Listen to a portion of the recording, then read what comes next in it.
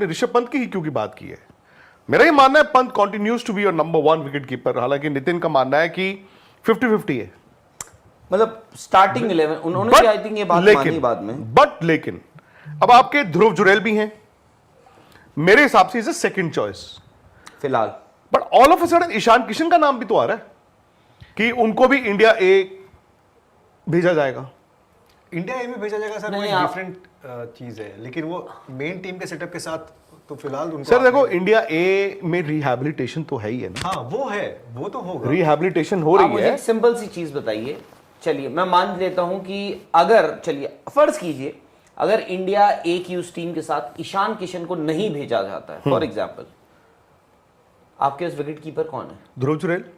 ध्रुव जुरैल को आप भेज रहे हैं उधर? हाँ, मतलब आईपीएल राजस्थान रॉयल्स ने क्या करना है, हो गया उनका काम, क्योंकि वो उनका प्लेऑफ्स के लिए वो, हाँ, वो तो आप केएस भरत को भी भेज सकते हैं। नहीं, केएस भरत आई थिंक हो गया, उनसे आगे चले गए आप काफी टाइम पहले। आप देखो ना, आज आप अपने 4-5 विकेट कीपर्स के नाम लेते हो, आप उसमें केएस भरत का नाम नहीं लेते हो, आप रखते नहीं हो उनका। और दूसरी चीज, उनकी सिर्फ बल्लेबाजी की बात नहीं, उनकी बैटिंग की भी बात, सिर्फ उनकी कीपिंग की भी बात आ गई थी। आपको याद होगा वो एक सीरीज वो उनकी काफी खराब गई थी। खैर, बड़ा सवाल फिलहाल यही आता है कि आपका अगला कप्तान कौन, क्या मतलब हम बात कर रहे हैं, क्योंकि आपने भी अभी जिक्र किया, आपकी पूरी बातों में जसप्रीत बुमराह का नाम नहीं आया। आपने 2 नाम लिए, आपने शुभमन गिल का, चलिए मैं एलिमिनेशन पे जाता हूं। आपने शुभमन गिल का नाम लिया, आपने केएल राहुल का नाम लिया, बट आपने बुमराह का नाम नहीं लिया। मैं वही तो कह रहा हूं। आप भाई ऋषभ पंत पे बात आ गई, पंत मेरे ख्याल से एज ऑफ नाउ चॉइस नहीं है। 4 अगर आपके पास नाम है सर, केएल राहुल मेरे हिसाब से बड़ा लॉजिकल थे कप्तानी के लिए, बट उनका भी नहीं है। शायद वही जो कल निखिल ने बड़ी अच्छी बात बोली थी कि 33-34 साल की उम्र है, वो कप्तानी कर चुके हैं भाई। दूसरी बात ये, मैं केएल का ये कहूंगा कि एक्चुअली अगर इंडियन क्रिकेट इस स्थिति में नहीं होता तो केएल राहुल की कप्तानी आप छोड़े, जगह पे भी डिबेट होना चाहिए। मैं बोलता हूँ क्यों, एग्जैक्टली क्योंकि केएल राहुल बीजीटी से पहले ड्रॉप थे, बीजीटी में वो आए, उन्हें मौका मिला, शुरुआत उन्होंने अच्छी की, हमने तारीफें भी की, लेकिन अंत उनका वैसे हुआ कि बीजीटी की उनकी एवरेज 30 के करीब है। तो और करियर एवरेज और नीचे आई है, नीडल मूव ही नहीं किया। जहां आप थे, जिससे आपको परेशानी थी कि भाई कोई एक शख्स जितने इतने टेस्ट मैच खेले, मिड 30 में एवरेज है, वो उससे आगे बढ़ता, वो ना आगे बढ़े ना वो पीछे गए।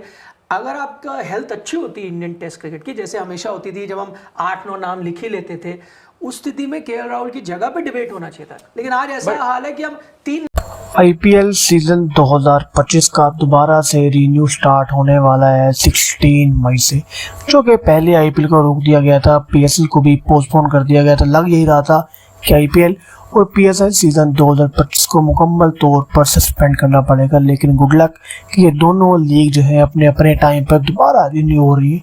अभी जो नया शेड्यूल है उसके मुताबिक भी आरसीबी जो है वो टॉप 4 टीमों में क्वालिफाई करने के लिए बिल्कुल रेडी है।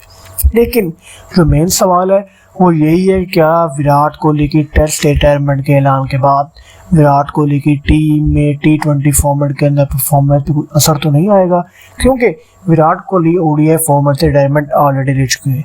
टेस्ट फॉर्मेट रिटायरमेंट का ऐलान ऑफिशियली उन्होंने कर दिया, अब सिर्फ T20 फॉर्मेट रह गए। अब देखना ये पड़ेगा कि T20 फॉर्मेट के अंदर विराट कोहली की जो परफॉर्मेंस है वो इफेक्ट तो नहीं होगी, क्योंकि जो जब से टेस्ट रिटायरमेंट का ऐलान किया है उस वक्त से विराट कोहली को बहुत ज़्यादा सपोर्ट किया जा रहा है इस वजह से फेयर की तरफ से कि वो दोबारा रिटायरमेंट वापस लें और टीम में खेले, क्योंकि रोहित शर्मा रिटायरमेंट ले ली, अश्विन ने रिटायरमेंट ले ली, अश्विन के बाद जडेजा ने रिटायरमेंट ले ली, उसके बाद विराट कोहली ने, यानी कि ये जो 2-3 बड़े बड़े इंडिया के नाम थे जिनकी वजह से टेस्ट फॉर्मेट में इंडियन टीम चलती थी। क्योंकि टेस्ट फॉर्मेट के अंदर कोई भी यंग टैलेंट के लिए परफॉर्म करना बहुत मुश्किल है, क्योंकि टेस्ट फॉर्मेट बहुत लंबा गेम है। ये सिर्फ और सिर्फ माइंडफुल गेम होता है, इसके अंदर आपको दिमाग से खेलना पड़ता है कि मैंने किस मौके पर कौन सी शॉट खेली, क्योंकि जितनी ज़्यादा देर आप बैटिंग करेंगे उतना ज़्यादा टाइम आपको मिलेगा जीतने के लिए। लेकिन जो यंग टैलेंट है वो T20 के लिए तो तैयार है, डोमेस्टिक सेटअप भी T20 प्लेयर तैयार करता है, इनके फास्टेस्ट क्रिकेट, लिहाजा आज के नए दौर के अंदर टेस्ट फॉर्मेट के लिए लड़के तैयार करना बहुत मुश्किल है। विराट कोहली और शर्मा के जाने के बाद इतनी बड़ा गैप आएगा टीम इंडिया के अंदर, शायद ही इतना बड़ा गैप कोई भी आने वाला यंग टैलेंट फंसे हुए हैं। एक तो सबसे बड़ा पेच ये फंसा हुआ है कि भाई वो इंडिया ए के वो प्लेयर्स होंगे सारे जब टीम का ऐलान होगा, जो आईपीएल का लास्ट हफ्ता नहीं खेल रहे होंगे। करेक्ट। क्यों? क्योंकि Playoffs। आपकी कोशिश होगी 12-13 वो खिलाड़ियों को वहां पे भेजा जाए जिनकी टीमें बाहर हो रही हैं। वो पहला मैच क्लैश कर रहा है। दूसरी बात है कि आपने ऋषभ पंत की ही क्यों की बात की है। मेरा ये मानना है Pant continues to be your number 1 wicket keeper, हालांकि नितिन का मानना है कि 50-50 है। मतलब स्टार्टिंग 11 उन्होंने भी आई थिंक ये बात मानी बाद में। लेकिन अब आपके ध्रुव जुरैल भी हैं, मेरे हिसाब से इज अ सेकंड चॉइस फिलहाल। But all of a sudden Ishan Kishan का नाम भी तो आ रहा है कि उनको भी इंडिया ए भेजा जाएगा। इंडिया ए में भेजा जाएगा सर, वो नहीं, एक आप- डिफरेंट चीज है, लेकिन वो मेन टीम के सेटअप के साथ तो फिलहाल उनको सर देखो, इंडिया ए में रिहैबिलिटेशन तो है ही है ना, हाँ वो है, वो तो होगा। रिहैबिलिटेशन हो आप रही मुझे है। एक सिंपल सी चीज बताइए। चलिए मैं मान लेता हूं कि अगर, चलिए फर्ज कीजिए अगर इंडिया ए की उस टीम के साथ ईशान किशन को नहीं भेजा जाता है, फॉर एग्जाम्पल, आपके उस विकेट कीपर कौन है? ध्रुव जुरैल। ध्रुव जुरैल को आप भेज रहे हैं उधर, हाँ, मतलब आईपीएल, राजस्थान रॉयल्स ने क्या करना है, अब हो गया उनका काम। क्योंकि वो उनका प्लेऑफ्स के लिए वो हाँ, वो हो तो- जाएंगे। आप केएस भरत को भी भेज सकते हैं, नहीं, केएस भरत आई थिंक हो गया अब। हो गया, उनसे आगे चले गए। आप काफी टाइम पहले आप देखो ना, आज आप अपने 4-5 विकेट कीपर्स के नाम लेते हो, आप उसमें केएस भरत का नाम नहीं लेते हो, आप रखते नहीं हो उनका। और दूसरी चीज, उनकी सिर्फ बल्लेबाजी की बात नहीं, उनकी बैटिंग की भी बात, सिर्फ उनकी कीपिंग की भी बात आ गई थी। आपको याद होगा वो एक सीरीज वो उनकी काफी खराब गई थी। खैर, बड़ा सवाल फिलहाल यही आता है कि आपका अगला कप्तान कौन, क्या मतलब हम बात कर रहे हैं, क्योंकि आपने भी अभी जिक्र किया, आपकी पूरी बातों में जसप्रीत बुमराह का नाम नहीं आया।